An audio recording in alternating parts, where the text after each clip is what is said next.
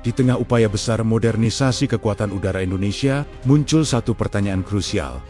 Apakah Indonesia benar-benar membutuhkan jet latih tempur baru, atau justru sedang bersiap mengisi celah yang selama ini luput dari perhatian? Ketika negosiasi pembelian 18 unit M346FA buatan Italia mencuat ke permukaan, diskusi pun melebar antara kebutuhan, efisiensi anggaran, dan arah doktrin tempur TNI Angkatan Udara ke depan.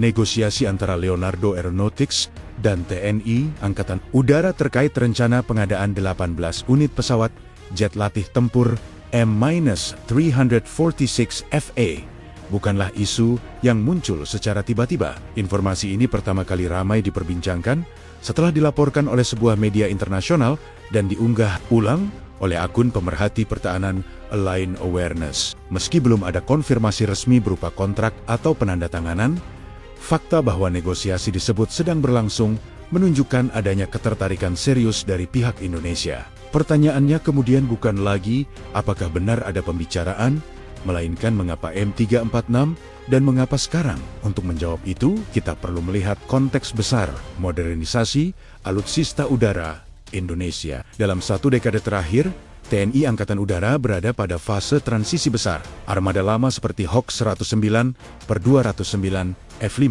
yang sudah pensiun, serta keterbatasan jumlah platform latih lanjut dan tempur ringan menciptakan celah yang cukup signifikan, terutama dalam rantai pembinaan pilot tempur. Indonesia kini mengoperasikan jet tempur generasi 4, tambah seperti Rafale, dan dalam beberapa tahun ke depan berpotensi mengoperasikan KF-21.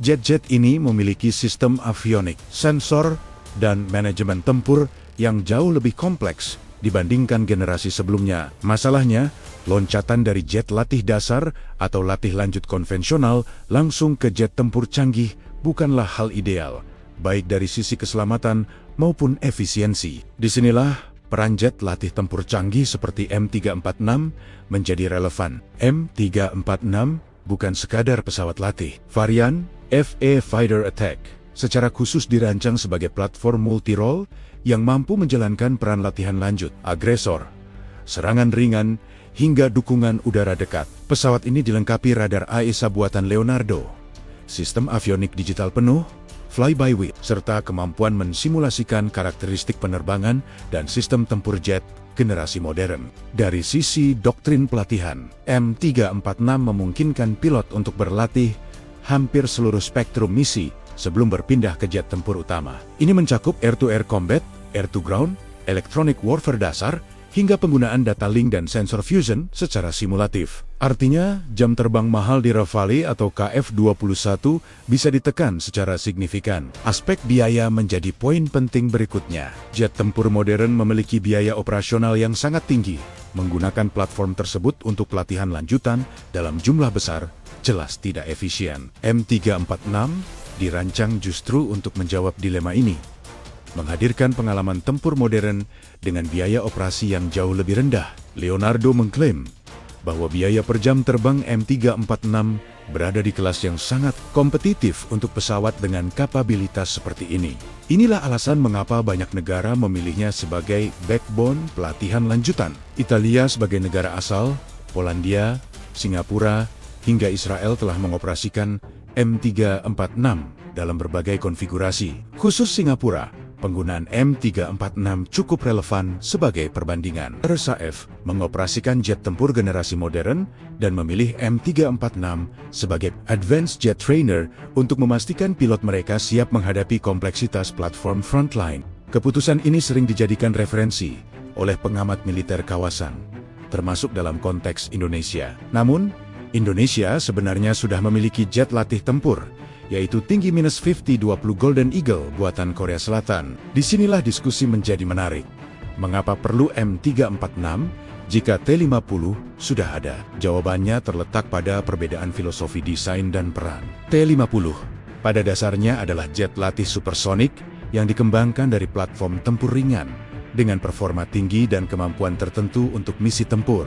M346 sebaliknya, dirancang sejak awal sebagai advanced trainer dengan fokus pada simulasi sistem tempur modern, integrasi avionik, dan efisiensi biaya. Dalam beberapa aspek, M346 justru lebih unggul sebagai jembatan menuju jet generasi 4, tambah, dan 5. Sistem training ground base yang terintegrasi dengan pesawat menjadi nilai tambah besar. Dengan kombinasi simulator mission planning system dan embedded tactical training, M346 menciptakan ekosistem pelatihan yang utuh, bukan sekadar pesawat. Dari sisi teknis, M346 ditenagai dua mesin. Honeywell F124 Gados 00 konfigurasi twin engine ini memberikan margin keselamatan lebih tinggi dalam pelatihan, sekaligus kinerja yang stabil. Kecepatan maksimum mencapai sekitar 1075 km/jam, cukup untuk mensimulasikan berbagai skenario tempur modern. Varian FA membawa keunggulan tambahan,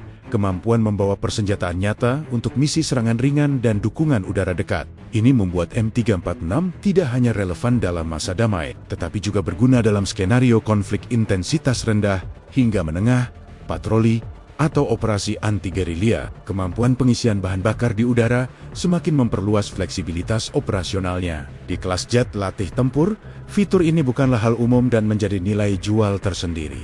Aspek lain yang patut dicermati adalah keterlibatan industri lokal. Disebutkan bahwa perusahaan lokal akan berperan dalam penyediaan pelatihan pertempuran udara atau electronic warfare. Jika terrealisasi, ini membuka peluang transfer teknologi, peningkatan kapasitas SDM Damaregadia nasional, dan penguatan ekosistem pertahanan dalam negeri. Dalam konteks geopolitik, pilihan terhadap Sempikaminas Stram 646 juga mencerminkan pendekatan non-blok Indonesia. Mengambil platform dari Eropa Barat, di luar poros tradisional AS-Rusia-China, memberi fleksibilitas politik dan teknis. Indonesia tidak terikat pada satu blok tertentu, dan hal ini konsisten dengan pola pengadaan alutsista beberapa tahun terakhir. Namun, tentu ada tantangan. Pengadaan 18 unit bukan angka kecil.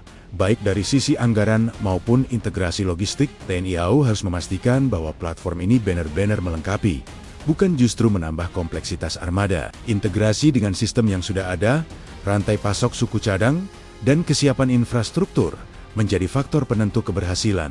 Beberapa pengamat mempertanyakan, apakah 18 unit adalah jumlah ideal? Dari sudut pandang pelatihan, angka tersebut cukup untuk membentuk satu skuadron penuh yang fokus pada advanced training dan light combat. Namun, jika peran tempur ringan ingin dioptimalkan, jumlah tersebut bisa dianggap minimal. Di sisi lain, justru pendekatan bertahap seperti ini dinilai realistis. Mulai dengan satu skuadron, evaluasi operasional, lalu menentukan apakah perlu penambahan di masa depan. Strategi ini mengurangi risiko sekaligus memberi ruang adaptasi. Jika negosiasi ini berujung pada kontrak, maka pengadaan M-346 akan menjadi langkah strategis, bukan sekadar pembelian pesawat baru. Ia berpotensi menutup celah penting dalam sistem pelatihan pilot TNI AO, sekaligus menambah opsi kekuatan tempur ringan yang fleksibel dan hemat biaya. Kedepan, M346 bisa menjadi tulang punggung transisi pilot Indonesia menuju era jet tempur modern. Dalam jangka menengah, platform ini juga berpotensi memainkan peran operasional nyata, terutama dalam skenario konflik intensitas rendah. Pertanyaan tentang apakah 18 unit sudah cukup atau belum akan terjawab oleh waktu dan pengalaman operasional. Namun, satu hal yang jelas, ketertarikan Indonesia pada M-346 menunjukkan bahwa modernisasi TNI AU kini tidak lagi sekadar soal membeli jet tempur tercanggih, melainkan membangun sistem yang seimbang antara teknologi, manusia, dan keberlanjutan anggaran. Jika langkah ini konsisten, Indonesia bukan hanya membeli pesawat, tetapi sedang membangun fondasi kekuatan udara jangka panjang.